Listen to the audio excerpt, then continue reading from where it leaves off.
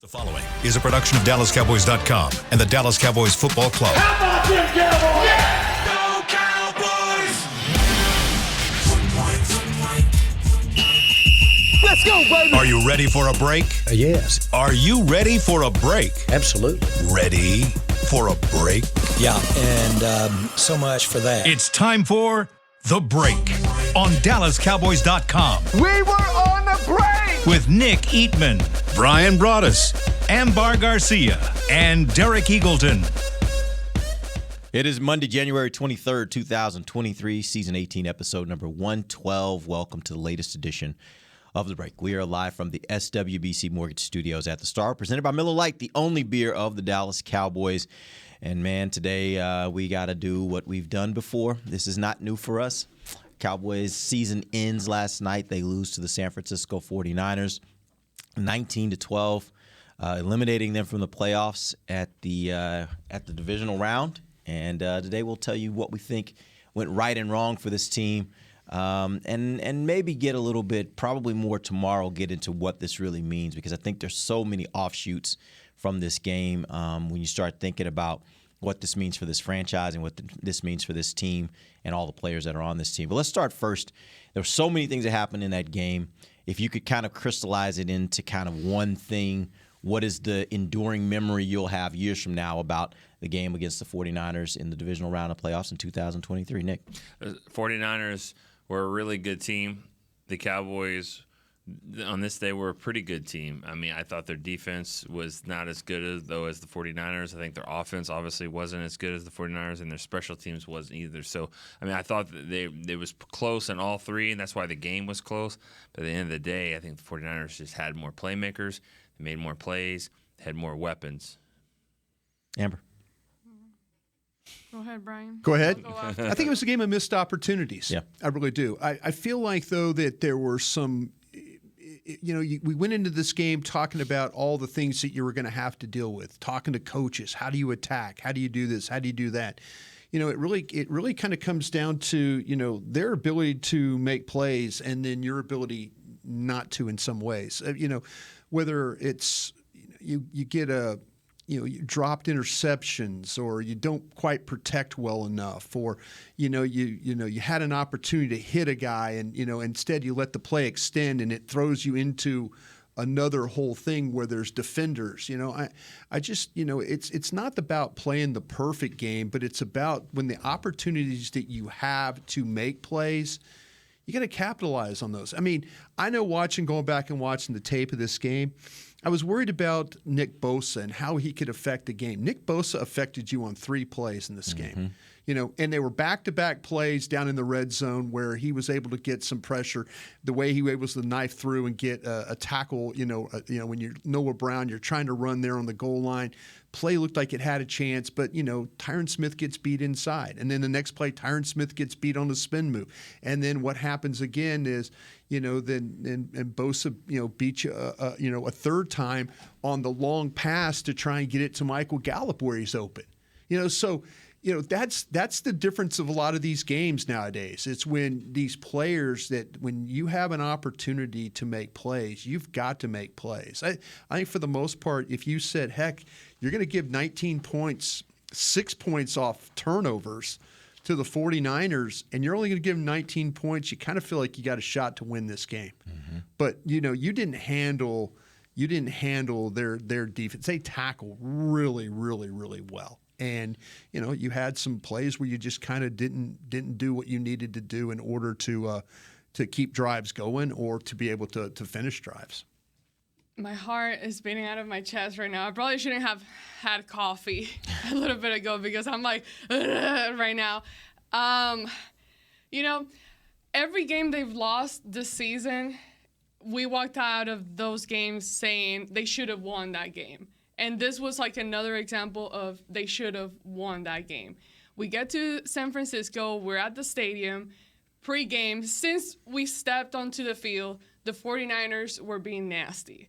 And people may say, oh, well, this is a playoff game. That's how you should be, whatever. And it's fine. That's good. But be respectful. But if you're going to be nasty, all right, let's be freaking nasty. the Cowboys offense didn't freaking show up whatsoever. There was no fire in them. It did not feel like they were playing a playoff game. There was zero energy. They couldn't connect in anything. The only player that you had there was CeeDee Lamb making plays. Everybody else on offense pretty much disappeared, and they weren't able to do anything. And what's most upsetting to me is knowing the fact that seeing how the defense played. This game was within reach. We were talking about here all week, Brian breaking down the 49ers offense, breaking down the 49ers defense, talking about how much talent they had, and knowing that going into the game, the Cowboys defense was able to do as much as they did, contain them that much. Obviously, second half, they started wearing down and all that, but they kept the game to where you should have freaking won that game, and your offense should have done so much more than what they did. And that's the most upsetting to me, because if we walked out of that game with that still losing, but they put up a fight and it was a good one, at least you feel a little bit better. You say, okay, well, it wasn't in their destiny once again, but at least they went out there, lost with the fight. And there was no freaking fight on the offensive side of the ball, at least. And that's just, I can't believe it's over. I can't believe we got to start this again after feeling that we were so close. And the Cowboys do have a talented team, but it's just finding consistency has been the whole problem this year. Yeah, for me, this game came down to Dak Prescott. And we heard Dak talk weeks ago where he said after a game where he'd thrown interceptions, I'm going to fix this. I guarantee this is going to get fixed. And it didn't get fixed yesterday. Like, there were 2 interceptions. There was a third that should have been, and I don't even like normally saying should have been, but in that circumstance, that was in the crunch time of the game. It was, you got 3 minutes left in this game. You're right where you got them right where you want them. Like, you're down a touchdown. And me and Nick had already had the conversations. I thought at that moment, this is where Dak makes his name. This is where you drive your team down with 3 minutes left to go. You score a touchdown and go for 2. Like, you're going to go for 2, and I'm the quarterback. If I'm the head coach, I'm giving him the ball, and I'm saying, get in the freaking end zone, and we're going to end this thing, and we're going to move on to the next round. I think what ends up happening? 3 and out. And the first of those 3 bad plays where they got 0 yards was what should have been an interception. And that, to me, is where I look at this. And Dak said it after the game. He takes accountability. But it really is. That game came down to your quarterback just didn't play well enough. He put you behind the 8 ball way too often. And a defensive performance like that got wasted by the quarterback not playing up to standard. Let's talk about Dak. His numbers, 23 of 37, 62% completion rate, 206 yards passing, 1 touchdown, 2 interceptions. He had another 4 rushes for 22 yards with a 5.5 average on the ground. How much do you guys put this loss on Dak? He's the quarterback, so yeah. He got all the praise when they won last Monday week, night, and he played amazing in that game. So he did not play amazing in this game. There's a lot of passes that he left on the table. I'm not putting all of it on him, but he's the quarterback, so he gets it. I think that they lost the game on the extra point. Be honest with you, when they missed the extra point, I think that lost the game for them in a lot of ways. Explain that. They lost 4 points on that, and they lost the running back for the season, and who knows after that. If he makes that extra point, they're up 7-6. It doesn't deflate the touchdown, too, because it's like, here we go again. It's not just one miss. It's like, oh, my God, everyone's looking at this guy. Is he mentally tough? The 49ers are over there, being classless and trying to get in his head before and all that stuff. That was crap. But missing that was huge, because then when they're driving down at the 2-minute warning and they're on the 34-yard line, I think they kick a field goal there. He's kicked 50-yarders all year long if he trusts that he can make that kick. And if you do make it, even if you miss it, you don't lose your running back for the season because for the game, because he gets hurt on the next play. But I think him getting hurt, then now it's all on them. We can't kick. We got to score. We don't have anybody. We're throwing wide now to CD. I think it changed their whole plan. But it all started to me on that extra point that was not only blocked, But that thing was going to Oakland. Yeah, that's that where I wanted to was go. Way So left. it's your opinion that it wasn't about the block, because I know there are probably some people out there like, well, it was blocked. Is that his fault? Is this a situation where you think he would have missed regardless? I went and watched it. I looked at it. The ball was not end over end. The ball was almost sideways when it was coming out of that office. The guy, and it was very low. And the guy that blocked it is like, I've never blocked a kick because he doesn't line up in the middle. Like, he was just putting his hands up, and I mean that. There was a guy. But at the same time, even though you know that thing wasn't gonna go in, but the fact that it was blocked, I think that maybe mentally for Brett Maher just to go through the game with quote unquote that like, oh well, it was blocked rather than he missed the first one. You know, that at least I think helped a little bit mentally to kind of come back and be able to make whatever else he made. I don't think it helped McCarthy though, because I think McCarthy would have tried a field goal there, and that doesn't. I mean, that's 4 points. I mean, he lost by 7. I mean, the whole game could change a little bit, but I just think psychologically that affected so much. Brian, you put this game on deck? Yeah, I feel like though there's when you start that for everything that we praised him for on Tuesday morning, it reverted back to what you were talking about earlier, and the ability to see the field, the ability to make the quick decisions, the ability to, they're playing 6 across and you're throwing the ball into that, and I mean, it it seems like things compound for him. And you want to believe that like the harder, the tougher it is, the more that he, we always talk about him being bloodied and muddied and playing and having that feel of the game.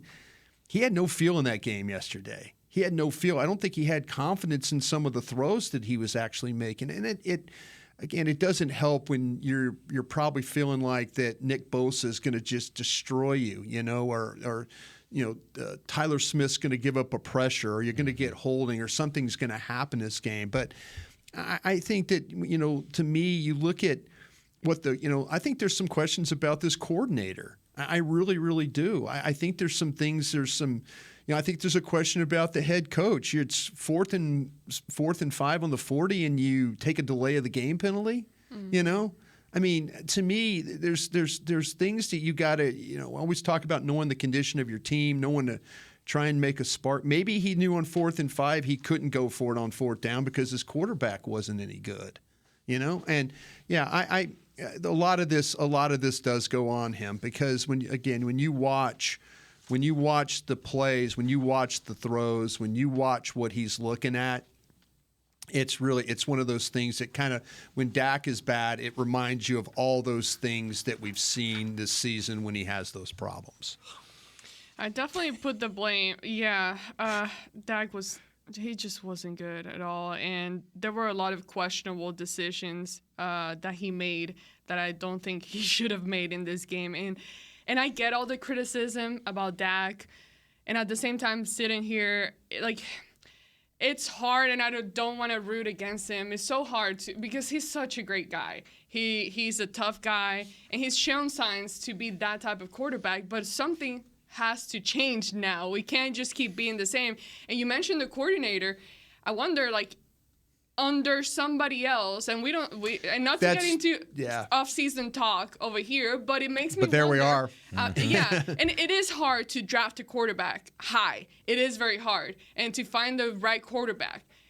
But I do wonder if it wasn't with Kellen Moore and he had somebody else, could that person coach Dak Prescott better to where now you're making him be the type of quarterback that you need to be? I don't think he's gone through enough coaching, or I haven't seen somebody else coach him other than when you had John Kidna come in, or what was that the backup quarterback that helped him out a lot, Mark Sanchez. Mark Sanchez, so he's had those kind of little sprinkles of help here and there through his career, but not a legit somebody else other than Kellen Moore build around him and all that. So it makes me I still have that doubt rather than completely move, because people just want to get rid of Dak. No, they don't understand the salary cap, and you guys are right. I mean, you guys are not dancing around it, but we're flirting around.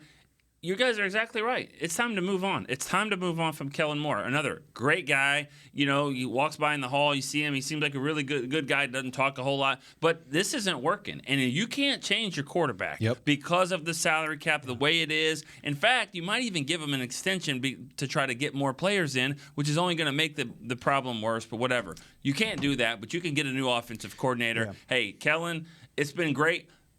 Well, it's been good. How about that? It's been good. It hasn't been great. It's been good, and it wasn't great yesterday. Some change has to be made, and it's a lot easier to change the coordinator than change that. And that's just the way it is. I mean, I think you're absolutely onto something there. To me, about this was always going to be the evaluation of 2022 was going to be about the coaches. Whether Mike McCarthy, after last year's disappointment, I think Mike McCarthy did a great job this year. And now you won a playoff game. Now you get to that divisional round. You got to find a way to score more than 12 points in this football game. And to me, that's where there's so much inconsistency. With the quarterback, and then with and I'm not going to sit there. I mean, I spent a long time in this league. I'm not going to act like I know what every call and every play is and stuff like that. But you can see it when it's not working.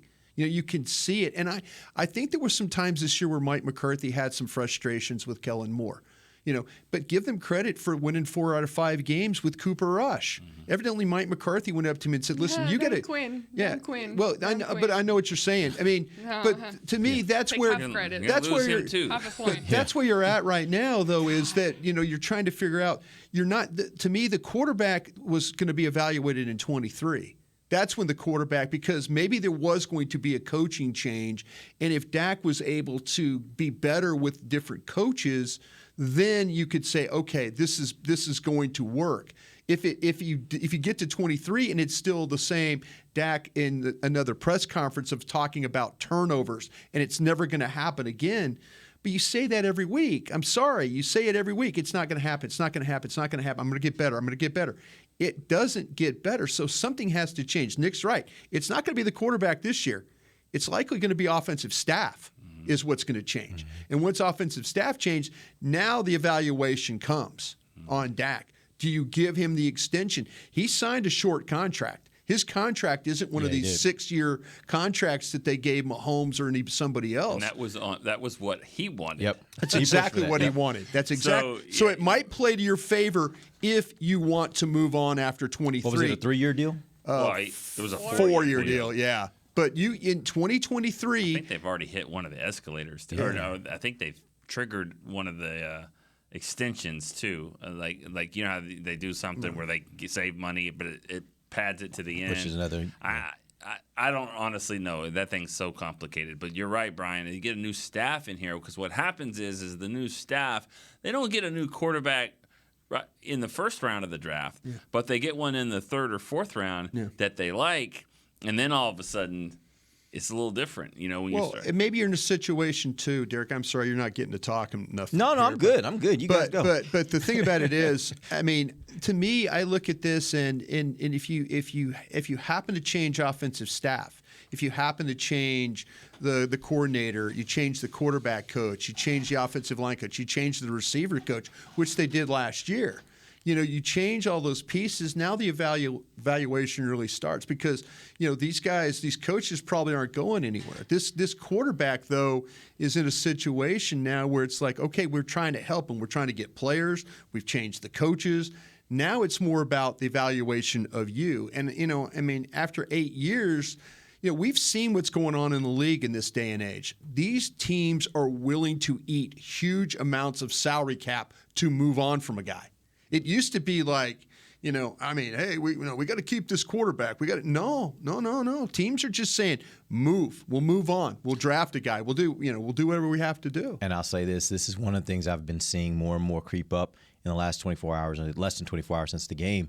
People are comparing to what the Eagles were able to do. The Eagles went to a Super Bowl and completely flipped their roster, including quarterback and the head coach, and now they're back in a championship game and poised to go to another Super Bowl. And it was because they got to a point where they felt like, although they had invested a lot in Wentz, they said, he's not the guy that can get us there. Yeah. We got to move on. And then the question becomes, is there a point where you have to say, as much as you might like Dak and you think Dak is good enough, you have to say, well, he's not good enough to get us where we want to go. And I don't know that they're there yet, but that's the kind of things that fans are talking about right now, where they're trying to see, like, at some point, should they be having that kind of conversation? Yeah, I know that's not gonna happen this year. Yeah. No, it absolutely can't happen this year. Not this year. But my point is, like, when you get to that point of the contract where you can make that decision, do you stick with it because it's like it's safer to say we got a guy that we think is pretty good, or are you willing to say, hey, we got to go back to the drawing board to see if we can get somebody better?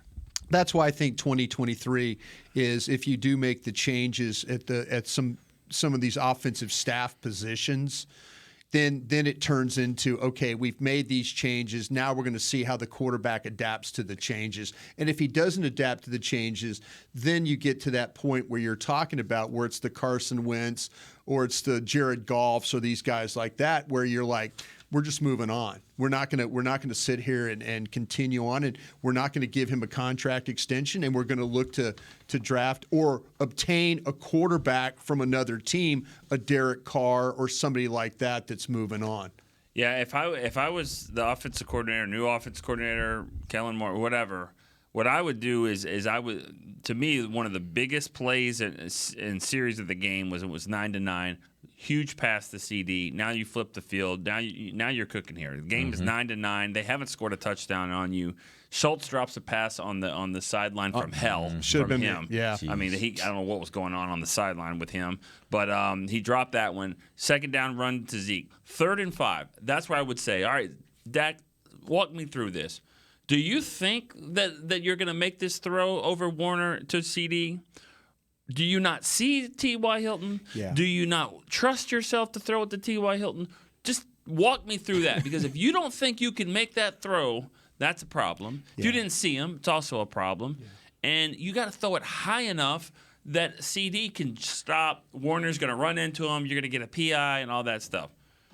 Warner's a damn good football player, and Micah Parsons was mad that he didn't get All-Pro, but he wasn't as much of a difference maker as Warner was in that game. Yeah, to your point, Nick, you're absolutely right, though.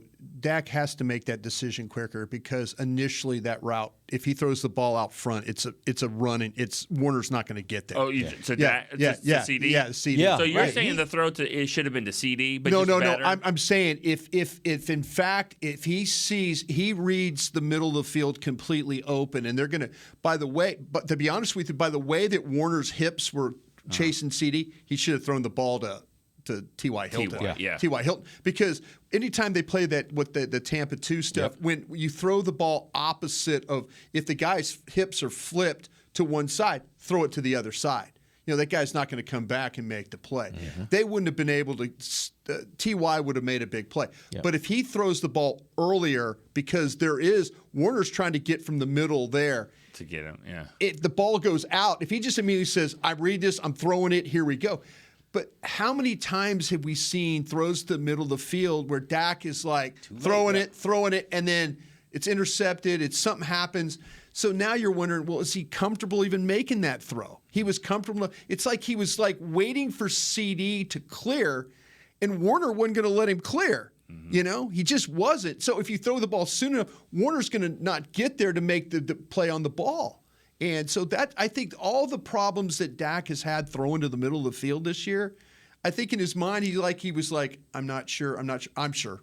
Do you think that was maybe a situation where don't expect T.Y. Hilton was wide open? Yeah, on the play. absolutely. No but question. You don't expect, when you get a matchup saying, I got my best wide receiver on a linebacker, no question, and I got him isolated, he should uncover. Yeah. Like, could that have been a situation where Dak is expecting, okay, he's going to uncover. Like, he's going to uncover. Well, and then he's like, oh, he's not going to uncover. Well, I'm going to give him a shot. Then he throws it. You can see right off the line that it's got a shot for a big play. Yeah. Because when you watch Lamb, he's running like he's going to expect in the ball. But like I say, you got to take it. You got to almost throw it. You got to throw it to the spot. You got to throw it to the spot and let Lamb just go get it. Mm-hmm. Is what you do. Instead, he's holding it, and now it's too late. And now Warner, who can just run, is now in collision to make the play. And so it's one of those things. It's like there were so many plays that were that felt negative this year, Dak throwing the ball to CD in the middle of the field. Yeah. I wonder if that was in his mind about, because there was a couple of pass plays after the interception where they had spot routes and stuff like that where he throws it past the sticks. It's a first down. He didn't throw it because he's thinking, well, I don't see all these red jerseys where, and I think it gets in his head. I really, really do on some of these throws. All right, let's take our first break. We'll come back. We got more to dive into this game. We'll get to that when we get back. This is DallasCowboys.com radio. Todd thought it would be secure to jog in the cheetah savanna. Todd believed the big cat repellent he bought online was reliable. And now, Todd is trying to be faster than this cheetah that can run 80 miles per hour. But the good news is, Todd has AT&T 5G that is fast, reliable, and secure. And he learned the best thing to do is stop running and toss her the backpack with the beef stew. AT&T 5G. Fast, reliable, secure. It's not complicated. 5G requires compatible plan and device. 5G may not be available in your area. See att.com/5G for you for details. What do you call a group of grown men and women with their faces painted silver and blue who get together every week to share a 3-hour-long ritual of jumping, singing, and toasting Miller Lite in 10-gallon hats while yelling, "How about them Cowboys?" You call it Miller Time in Dallas. Here's to the Cowboys. Here's to the original light beer. It's Miller Time. Celebrate responsibly. 2021 Miller Brewing Company, Fort Worth, Texas. Want to use what the pros use? How about the official men's skincare brand of the Dallas Cowboys, Jack Black? Right now, you can get the Jack Black Starter, a curated collection of Cowboys locker room favorites for just $10 with free shipping. The starter includes 4 Jack Black skincare favorites, plus a full-sized intense therapy lip balm. Go to getjackblack.com/Cowboys and use the code word TEAMJB. That's getjackblack.com/Cowboys. The Jack Black Starter, $10, free shipping. When you build, you start with the foundation. And home ownership is a foundation of a stable future. The Bank of America Community Home Ownership Commitment has helped over 34,000 people lay the groundwork so far, with up to $10,000 towards your down payment or 3% of the purchase price, whichever is less. The satisfaction of owning your own place can become a reality. Visit bankofamerica.com/homeowner to learn more. What would you like the power to do? Bank of America N.A. Equal Housing Lender. Credit and collateral is subject to approval. Restrictions apply. This is not a commitment to lend. Back to the break. The Academy of Country Music Awards is coming to Ford Center at the Star in Frisco on May 11th. Get your tickets at SeatGeek.com. Welcome back. It is the second segment of the break. We are live from the SWBC Mortgage Studios at the Star. The segment presented to you by Blockchain.com. Let's talk about the defense, man. They yesterday put up a gem of a game. Nick. I turned around and told you on the plane. Mm-hmm.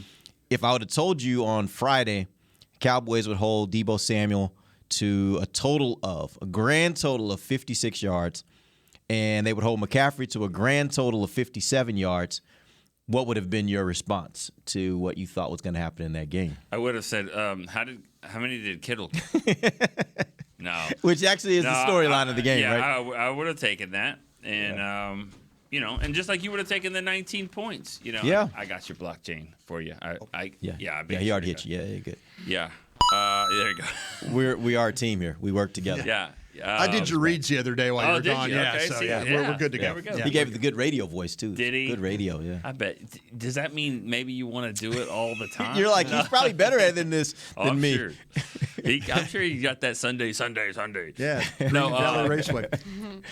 You're right. I would have taken the 56 and 55 yards from McCaffrey and Samuel and take your shot there. Now, Kittle was big, but as to what I wrote in my story, the difference is that it's all of their weapons. It's McCaffrey on this play. It's the threat of Deebo. It's the threat of Kittle. I mean, when you have a wide receiver who actually runs the ball, and a running back who actually catches the ball, and a tight end who lines out at receiver, and a fullback who lines up wherever, you are very, very dangerous, and that's what they are. And you can have a quarterback like Brock Purdy who has no interest in running, but he can stand back there and make some plays. He didn't make any mistakes. He wasn't great. He tried. But he tried to make mistakes. Yeah, he tried. He was solid. Yeah, he tried to make some mistakes. I know. I don't look at it like Brock Purdy just beat you and he was better than Dak. I mean, he was they have a better team they have structured a team way better than the Cowboys. And they went for it. They went for it this year. They went for McCaffrey to put them over the top to win this type of game. Yeah. And the Cowboys didn't. The Cowboys traded their guy. Seriously, they traded their guy.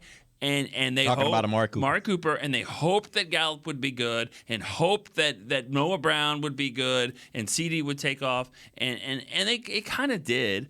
But then when it didn't work, they ran out to get T.Y. Hilton, right? Yeah, I was going to ask you though about, and again, I totally agree with you about moving on from Amari Cooper. But by moving on from Amari Cooper, did you learn that CeeDee Lamb was a number one receiver? Yes. I mean, if you're looking for a silver lining trade-off, but you needed Amari Cooper because Michael Gallup was nothing this year. Well, let me throw this out there. I've been thinking about this. Nick, you and I had this part of this conversation a little earlier. Dak Prescott has not been a turnover machine like he has been this year throughout his career. Oh, yeah. And I'm thinking, like, what could be the difference? And it made me start thinking down the path of, and this is just conjecture on my part, but could this have been a situation where by getting rid of Amari Cooper, essentially what they told Dak is, it's on you. You're not going to have the same number of weapons. You're going to have to figure out how to make these tight window throws because you're not going to have guys who are just going to get wide open. You're going to have to figure out how to make it go, and it'll all go because you make it go. And as a result as a result of that, could that have been a situation where that's how you get to the interceptions? Dak's trying to do more than really maybe he's even capable of doing, and we see something very different from him than we've seen all these other years because he's trying to do something that maybe is just not in the wheelhouse of what he's best at. I mean, I hope that's not the reasoning because then that would be a really dumb on their part because you should know your quarterback. He hasn't shown you necessarily that he can be that type of guy to take it all on his shoulders. There are times where he can make magic happen, as we saw Monday in Tampa. night. Monday night, yes. Yeah. Excellent game, his best game so far. But he hasn't shown to be that guy consistently. So for you to hope that he can be that guy and take away, I mean, the one thing that we have talked about over his career is that he needs help. He needs the weapons around him to make it work. He can't be that Aaron Rodgers. He can't be that Tom Brady in his prime. So it's just not that. And I don't get the reasoning behind it. And you want to talk about CeeDee Lamb, they wouldn't known he's the number one receiver or whatever. But that's what you drafted him for. Sure. You knew the talent that he had. Sure. You knew what he could become. Yeah. But, Nick mentioning or I forgot who did just now, but talking about hoping they can get better along the seasons, knowing right off the bat at the beginning of the year, heading into training camp, we were at training camp, knowing all the little holes, all the issues that they had, and still towards the end of the year, of the end of the season, there were still the things that were in question that weren't fully fixed. They got TY, and he showed signs to be working, but there's just so much that I feel that could have been avoided somewhat, or that you could have prepared yourself or equipped yourself a lot better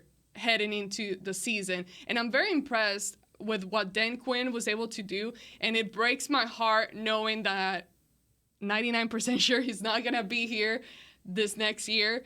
But looking at when he started losing players on defense, there's no way that I thought that going into this game, playoffs, divisional round against the 49ers, no way I thought that the defense was going to be able to play at this level. Knowing and looking at how the season ended, just those last few weeks, obviously they did well last week, but just looking at the injuries, the issues that we were talking about with Dan Quinn not being able to fix all these things in the secondary, cornerback, the issues that were there, you losing so many of your starters. And in the span of a few weeks, he was able to finally get things clicking again for you. So it's just a lot to dissect, but something's got to give. I guess the quicker, quote-unquote, fix is by Kellen. Yeah, well, it's offensive coaches.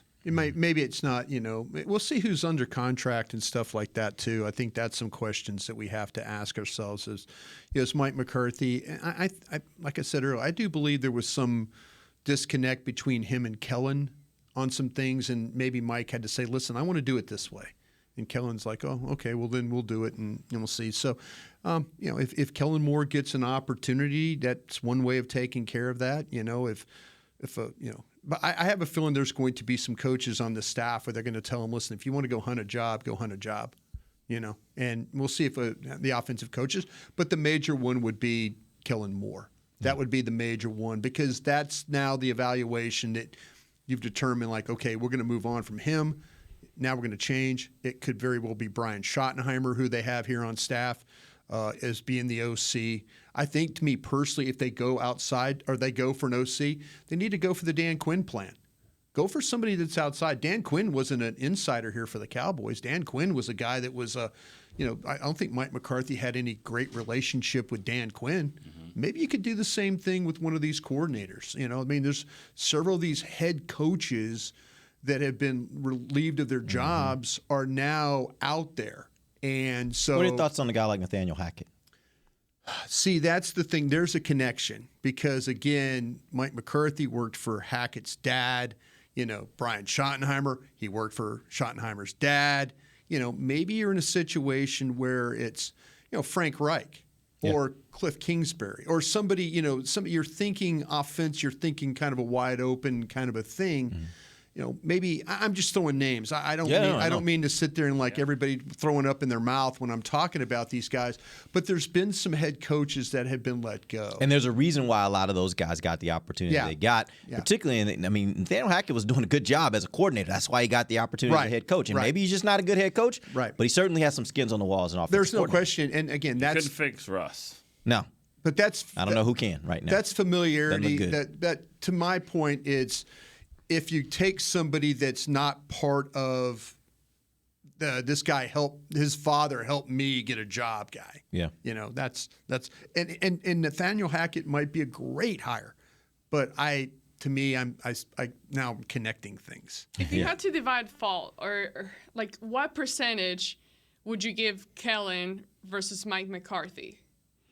We don't know that, because what we don't know is I don't know how much is Mike involved in the game planning. Yeah. And during the game, is he in his ear saying, hey, I need a little more of this, or I need a little less of this? And or Kellen, that's not a good idea. Let's do something different, right? I don't know. And none of us do. That's what I wonder, though, because here we are just like, oh, Kellen. But it does make me wonder, okay, how much is it actually Mike McCarthy's fault as well? Obviously, he's the head coach. He has some say in this. So the buck has to stop with him. So it's like, okay, is it Mike McCarthy and what he's doing, or is it you get rid of the offensive coordinator? See, what happens, the fact that they've won 13 games or 14 with 13 games, is now that the head coach has probably saved himself. Yeah. So now it's not about the head coach, and the head coach can say, we'll know if they get rid of Kellen Moore, if they move on from Kellen Moore, then that's a decision by Mike McCarthy. Mike McCarthy, and then we'll say, how much you want to blame?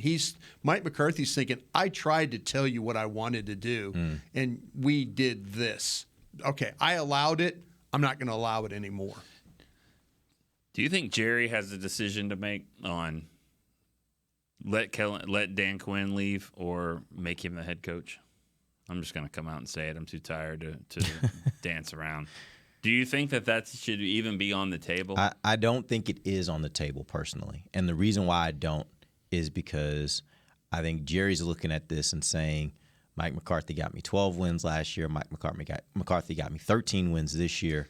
Yeah. I don't think my head coach is the problem. But he also got you Mike Nolan as the defensive coordinator the first year. All fair. And then Jim Tom Sula. And has been 1-2 in the playoffs. Yeah. So yes, I get all that. Now you can depends on who wants to argue which side in the room. On the debate team, which I wouldn't want to debate with you since you're an all-state debater in high school, which is true. But Can any defensive coordinator worth his salt come in here and take Micah Parsons and be good with it? I don't know. We're going to find out. Yeah, probably. We don't know. Yeah. So that's the decision, and I think that's something that Jerry has to think about. And again, this isn't me knowing anything. I believe Mike McCarthy will be the head coach next year, but I don't think it's going to be easy to say bye to Dan Quinn. If in fact, I agree with you on that. I think the thing that you have to now in your line of thinking is, if you ask Dan Quinn, if I hire you as the head coach, who's your OC? That's the question you now have to ask. Because if you have an understanding like, okay, who's Mike McCarthy going to bring in here as an OC potentially? Okay, who's Dan? Dan, who do you got? If I were to give you this job, who would you bring in as an OC? Now Will and Steven have to sit down and say, all right, wait a minute. With Dan, we get this, we get our defense, but he's got a better coordinator idea than the head coach, than the current head coach. Do you think Jerry Jones is open to have that kind of interview with Dan Quinn? I think he's paying Dan Quinn like he's a head coach right now, to be honest with you. I don't think there's anything Jerry's not willing to at least think about. Like, I think he's probably thinking about everything. But I'll also throw this out there into this mix. Are we sure that, let's assume for a second, let's go way out on a limb and assume that they make the decision, we'd rather keep Dan Quinn, and they keep him. What makes us believe that as the head coach, this defense is still going to be as good as it was when he was the guy that was over the defense? Yeah. Like when he was in Atlanta, that defense was pretty good the first year. It got progressively worse over the years. And so it does make me wonder, like, if you're the head coach, you're not pouring as much time into the defense. You're certainly probably not calling the plays on game day. And so you're still not getting the benefit of Dan Quinn as your defensive coordinator. He's your head coach. That's a different role. Did he call the plays when they were in New Orleans that time, when they had the COVID game with Mike McCarthy, when he was the head coach? They won the game in New Orleans against is it Hill? Taysom Hill. Taysom Hill. Yeah. Is it Tristan Hill? Taysom Hill. Dan was on the sidelines calling defense. Just that time. Just that time. Yeah. Is it one of those things? I mean, we've seen guys like, I know the guy at New Orleans, Dennis Allen. Yeah.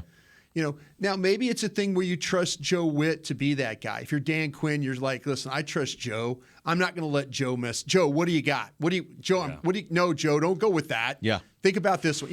I mean, maybe that's what. And maybe he learned something from his time in Atlanta. I think that helps. Yeah, him. I don't know. I think so. I think Atlanta didn't have Micah Parsons and Trayvon Diggs. I think it's something if you're Jerry Jones, you absolutely have to consider, because to me, you want to know the number one thing I'm thinking about this offseason is fixing Dak Prescott. Yeah. That's the number one thing I'm thinking about. So every decision has to be about, can I fix Dak Prescott? Whether you hire a defensive head coach and Dan Quinn, who's the OC, what other staff are we going to bring in here, that, or if you're Mike McCarthy, all right, Mike, listen, congratulations, had a nice year.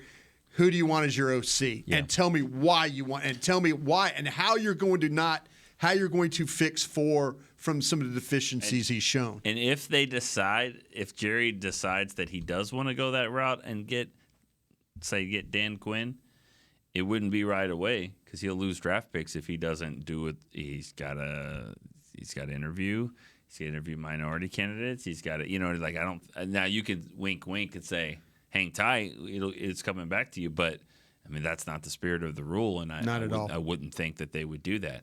And so, and I mean, since it's being talked, I've already been asked twice this morning, and I've barely even been awake for long enough for it. But I do not believe Sean Payton is in play here. No, I don't either. I don't think he is either. They need cheap superstars, and the only way you get cheap superstars is if you draft them. So I don't know why you would want to get a Sean Payton in here, whose resume I don't think is any better than McCarthy's, to come in here and lose a first-round pick. This is not talking about a conditional sixth. This is a first-round pick. No, thank you. Yeah. The thing about, I think, with Sean is, to me, that, and maybe the bridges, I'm not saying we're burned, but, there's such a friendship there and stuff like that. I think that maybe Jerry's kind of moved on from that. Just listening to people talk. Yeah. I'm friends with Sean. I have not talked to Sean one day about this job. Now, he's yelled at me for talking about this job while others are still having jobs. But I have not talked to Sean about this particular job in a while. I'll say this, though. I would be absolutely shocked at this point if anybody other than Mike McCarthy is the head coach of this team next year. I don't see any reason why Jerry would have gone out there and been so emphatic yesterday and the time he was asked before yesterday about Mike McCarthy's job security. Like, he would have just been like, we'll look at everything. There's no reason why he had to do that. Absolutely, like, but I'm just and we've seen in the past where he's been emphatic about like Odell and. Well, but but the point with Odell. Like, they wanted Odell. Let's not make any mistakes about it. Like, they wanted Odell. It just, once they finally got a chance to look at him, they were like, whoa. You're not healthy enough. Maybe he's not the guy, right? So I don't think it's a matter of Jerry didn't want him. I think he was very clear about that. I just think this was a situation where he is saying emphatically, because I think he believes Mike earned the ability to stay here for another year, and I think I would just be shocked if they do anything different this year. That doesn't mean anything for future years. This year, I would be shocked. What's ironic is that when we go back 6 weeks, when we were all knee deep in the Odell stuff, like thought it was happening, and Brian, you kept saying, in the playoffs, on third down, third and 4, is he going to make you a play? Damn, does he wish he had somebody that could make a play? Now, I know it wasn't him. He wasn't healthy, and a lot of the reason he wasn't healthy is because of Odell. Odell didn't commit to his rehab like he should have. Well, like he needed to, not should have. You can do whatever you want. You're a grown man, but like he needed to be able to play. They have a decision about the running back too. That running back might be done. Well, he's already moved to center. Oh. I really hope that's not the final play of his Cowboy career, getting trucked at the center position.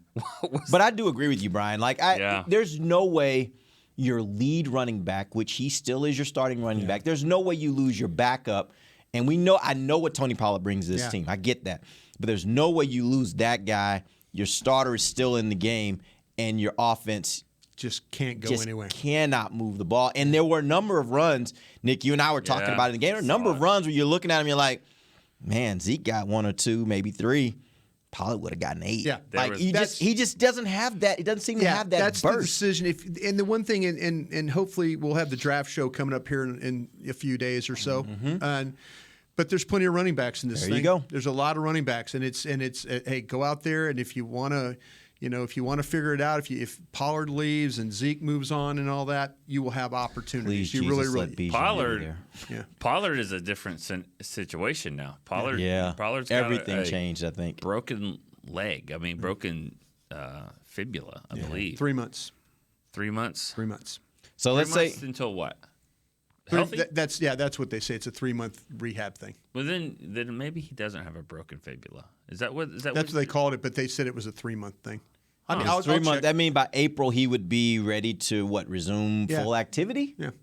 So that means he's here for most of the off-season workouts. Yeah, but he's going to be rehabbing the whole time. You got to make decisions on him in March. Yeah. Are you gonna franchise? But what we know about this team, they're not afraid to do it with an injured guy. Like, you franchise him. See, I wouldn't. But I'm not saying I don't think they $15 million, $18 million. Not on a one-year deal. I would when he won't. He may not be himself that whole year. And my thing is just like running backs. You can get them, man. There are so many running backs in this league that come in every round of the draft. Like, you can get quality running backs and bring them in here and get them to play. I just look at that and I'm like, I'm going back to the well. And quite frankly, every 2 years, I would be drafting. I will say this though, and just keep it rotating. The kid at Texas, Bijan Robinson, regardless of position, is one of the best players I've ever seen. Yeah, he is a baller. Seriously, that good. I don't know that honestly, in the time that I've been a Texas fan, I don't know that and I'll even go. And this is gonna sound crazy. Ricky, even looking at Ricky, like watching Bijan. Bijan is a different beast. Like, I am afraid that we're not gonna have him next year. Like, that is terrifying to me, because as bad as we were at times this year, Bijan was still Bijan. Yeah. Like, he has a way. There's some good backs in this draft. Of doing some amazing things. Earl Campbell. No, that was a little bit before my fandom with the Texas Longhorns. I was there, saw him. You guys are so cutthroat. And and I am too sometimes, but it's. I was about to say, like, who's probably the most cutthroat person on this show? Who's the one that couldn't open the show? Right. He's like, Brian, you go. I have nothing to say. Like, I'm afraid I'm going to cuss. Yes. Dale. Sí, dale. Hold on, you switched me to Spanish. All right, reboot in English. Yeah, right. No, it's yes, I am cutthroat, but at the same time, I have in a feelings. sports way. I have feelings, and I'm a very sentimental, emotional person, and it sucks because I love Zeke, but it sucks once we get to this point where you got to move on from somebody, and then you couldn't get where you wanted to get with the people you were in and like hanging in there. These people, Tyron Smith, he ain't gonna. I think that's it for him as well. Zach Martin, I'm sure he's gonna still be here possibly, but you talk about like just kind of getting a new roster every year, and it happens. You're never gonna have the same team year after year. That's gonna happen, but it just sucks with certain Smith. guys. Huh? I might keep Tyron Smith. I think I might too. What I saw down the stretch, left tackle, and Tyron put Smith on the left side, and then go back with the group you originally thought you were going to go with. Yeah. Okay. Now here's the thing. Training camp. Here's the thing. You guys I'm not betting on the very fact that he's hopeful. going to stay healthy. Sure. That's the part where you better have a lot of options. He's You better have a lot of inexpensive for a options. tackle. All right, we appreciate you guys, Jones. We'll be back tomorrow, and tomorrow I think we're going to get a little more into this. Where do they go next? Because there's so many questions there with all the free agents and all the players that we know will have the opportunity to go other places. Where should the Cowboys be looking to improve this team and get better? We'll talk about that tomorrow. For Nick Eatman, Brian Broaddus, Amber Garcia, I'm Derek Eagleton. This has been The Break, live on DallasCowboys.com radio. This has been a production of DallasCowboys.com and the Dallas Cowboys Football Club. How about this, Cowboys? Yeah!